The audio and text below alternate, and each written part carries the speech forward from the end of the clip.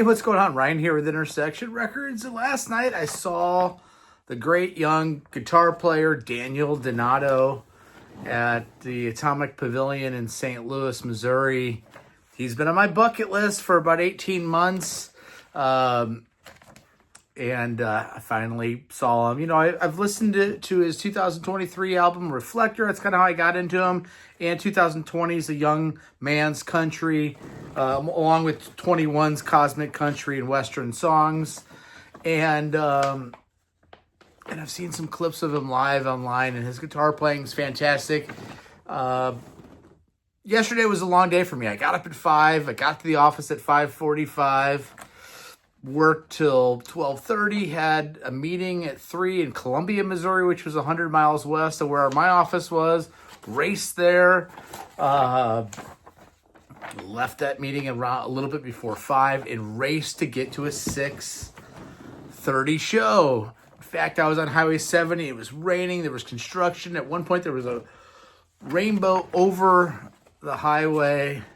It almost looked on the right side like you could go into the rainbow. It was weird. I'm like, am I tripping already?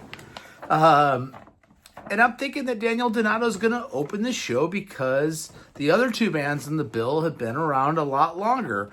Railroad Earth and Yonder Mountain String Band. I figured it would be Donato at 6:30, then maybe Yonder, then maybe Railroad Earth. But when I got there and I met a bandmate of mine, J-Rock, and he was there, and Railroad Earth was on.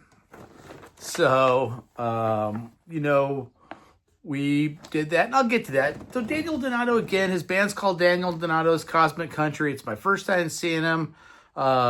He's 30 years old. When he was 7, he moved from New Jersey to Nashville. By 12, he picks up the guitar, learns it. By 14, he's busking on the streets of Nashville. By 17, he's got a gig with Don Kelly's band. Don Kelly's kind of a famous institution band in Nashville that played at Robert's Western World there on Lower Broadway, I think at least once a week. And Donato was part of that band and learning the repertoire of country and Western, really.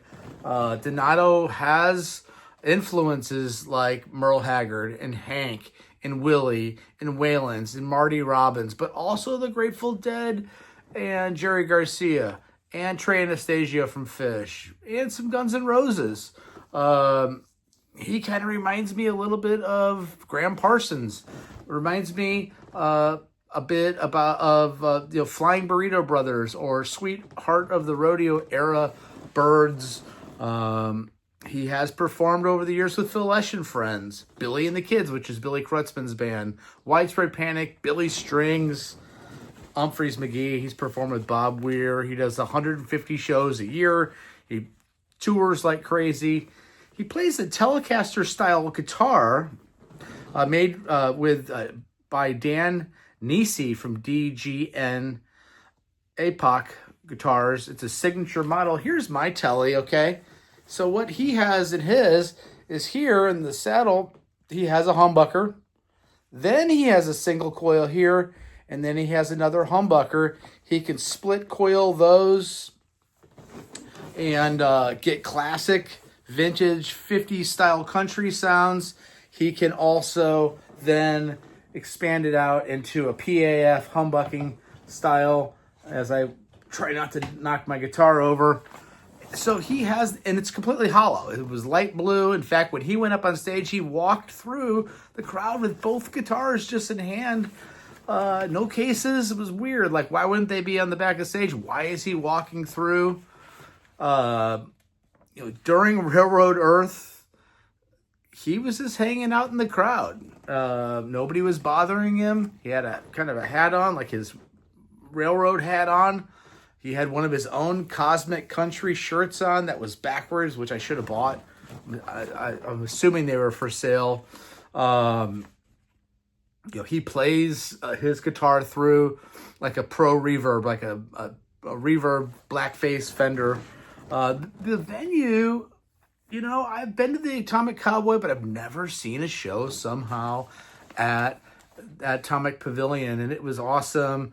Just a hippie bar, lots of dancing, great drinks, lots of places to get drinks. You could get a smash burger. I got a bratwurst at one point, and of course I burned the roof of my mouth that I'm dealing with now. Railroad Earth, they're from Jersey. They opened up. They've been around since 2001. They're progressive bluegrass with some folk elements, some rock elements. There's no drums.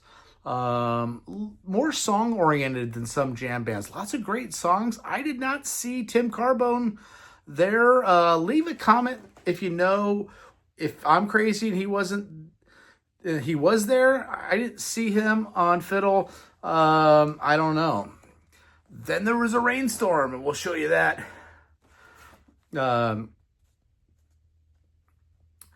People just got soaked. Some people just stayed there. We took shelter under a pavilion.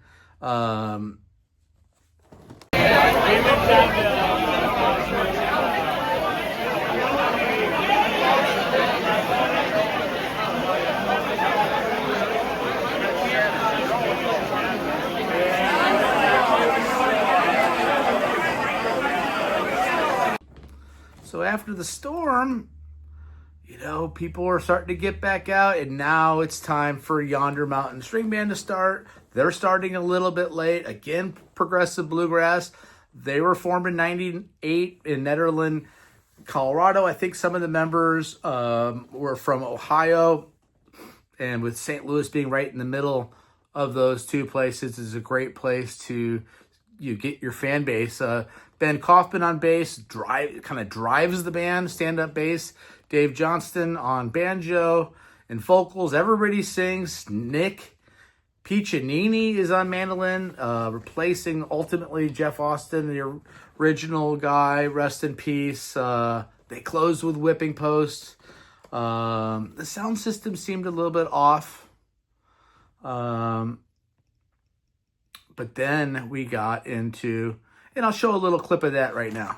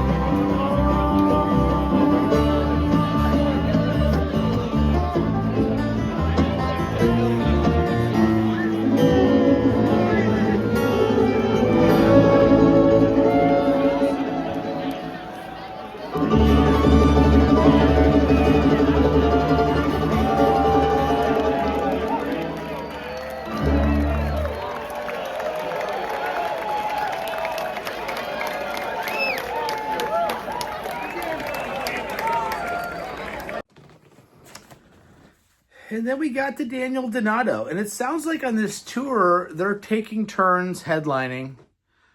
So in St. Louis, we got Donato as the headliner. And I got to say this. I don't know how anybody can follow what he does. His show is fantastic. He has a new record coming out on August 22nd called Horizons. He played multiple songs off of that. You know, this is a danceable cosmic journey, and it's sometimes straightforward Nashville country. Sometimes it's kind of that honky-tonk Bakersfield sound. Think about like Dwight Yoakam or Buck Owens. There's elements of outlaw country, straight country, jam band, soul, rhythm and blues, rock. He uses some effects. I'm not exactly sure what he does, but it seems like he's looping himself. You know, it takes the music into the cosmos. That's why they're calling it cosmic country, because it really gets spacey. There's some lights. Really, the sky's the limit with what he wants to do on a bigger stage. This was just a pavilion stage outdoor in the back of a bar. He never stops playing. Can take a scorching lead, but then when he goes into a rhythm, sometimes he's playing just chords, but sometimes he's up on the neck, just running through notes rhythmically. The interplay that he had with his keyboard player, Nathan Sugarleg, Aronowitz, excuse me, was awesome.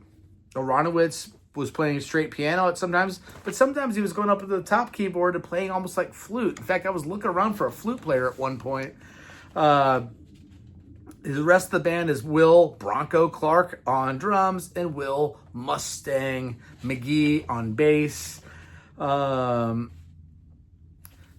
Here's the set list. And again, being kind of a newer fan, I didn't really know any of the songs. I hate to say that. Some of them are familiar from the records I've heard.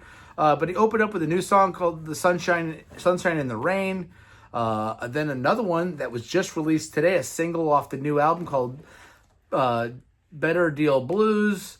More mellow than the first song. He's been playing it live, I think, for a few years. "Guilty Jubilee" was next. Then "Chore," which is also off the new album. We go to full-blown honky-tonk heaven with some blistering solos during Half Moon Night. And then riding the Midnight Train, he's getting spacey. I'm going to put some video clips up, and I hope these don't get taken down. By the way, I want a shout out to Jay, who bumped into me and recognized me from my YouTube channel here at Intersection Records. Thanks for reaching out, man. That meant a lot to me. Thanks for subscribing and commenting and contributing. And other people that I saw last night too, like Liz and a couple from Afton that I can't think of their names of right now. That nice to talk to all of you. There were so many people having fun last night. You know, just the sounds and smiles and smells and vibes, and just a great feeling to be out and celebrating great music, and the spirit of everything was fantastic. They then played Broadside Ballad, which was the first single off the new record. Again, comes out August 22nd. Great interplay with the guitar and piano. Again, this Aronowitz duo on piano, and then Donato style of guitar playing.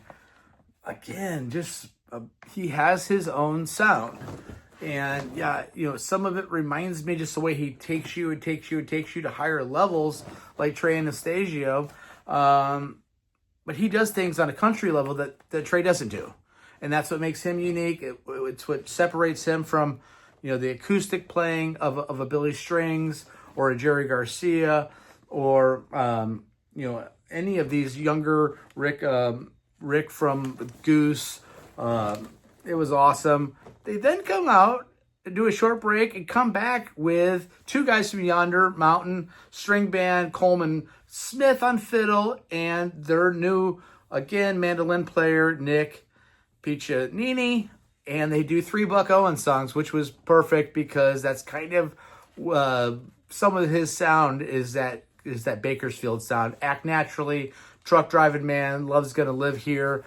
Just great interplay. We then left, and I want to thank J-Rock for trusting me to go to this show. Again, I had never seen Yonder, I'd never seen Railroad Earth, and never seen Donato. We had a good time. I got in the car, and Grateful Dead, October 19th, 73 was on, and on my ride home, I heard Eyes of the World, Stella Blue, and then being in St. Louis, they played Johnny Be Good. And I was thinking to myself, 1973, Jerry Garcia is 31 years old. And last night, Daniel Donato's 30 years old. And just the mind and the imagination and the going for it. And going for it like Daniel did last night on these solos. You know, it's one thing to take a great solo, but it's another thing to really wrap yourself into a solo where you're on that high wire act, and you know you got a shark tank below you, and any mistake, the train can go off the rail or you'll fall off that beam. He didn't miss a note. He's confident. He has a swagger about him. He is confident, and the band's so tight down to the changes, the way that they hit when they come back into the vocals. I loved last night. It was fantastic, and I knew there was a reason why I was supposed to go last night. Hopefully the videos don't get taken down because of the live content that I want to show. I'm not showing it to exploit the band, but for people out there that don't know about these three bands, I want you to get a taste and a feel for last night because it was unique. And take a look at my channel. We talk about only great music every single day here on Intersection Records. Peace out. See ya.